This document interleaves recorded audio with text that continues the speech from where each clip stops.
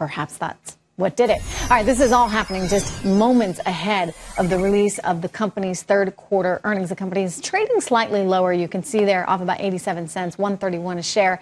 But analysts are anticipating another strong performance out of the tech giant. With more on all of it, Gene Munster, Piper Jaffray's managing director, who follows Apple very closely. Gene, good to see you. What are you looking for today in terms of iPhone sales and earnings?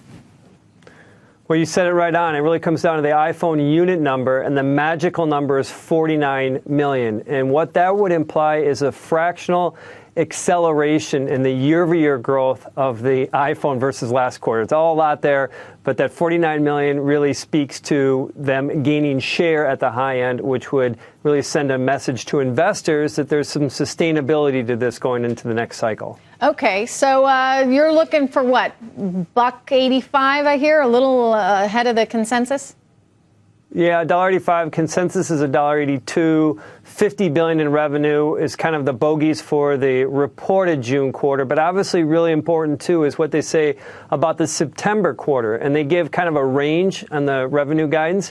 But with that range, you're going to be able to back into an iPhone number for the September quarter. And that number, ironically, is 49 million, too. And so I think that, the reported numbers are important, but also maybe a little bit more important is what the guidance is going to be, and we think that that will all be positive. What about the watch? Neil and I were talking about that earlier. He's kind of into the watch. I said, me, not so much. I think I may be more reflective of a lot of consumers right now because it doesn't look like the watch has really been that great performer some had hoped it would be.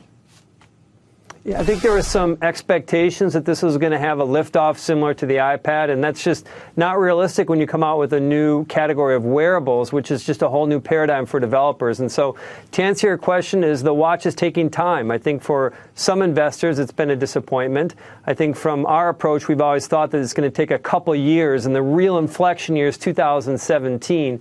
Look for this. They're not going to break out the watch numbers, but you'll be able to quickly back into it. It's probably going to be somewhere to 2 to 3 million units for the June quarter. So it's a few percent of the total revenue. It's nothing. But where things start to get a little bit more optimistic is this fall when they come out with a new operating system for the watch that will allow apps to run natively on the watch. That's going to improve the functionality. And so I think all these questions about why get a watch, some of that will be answered. All right. Thank you so much, Gene. We'll be watching those numbers very carefully today as they cross. We've got some breaking news.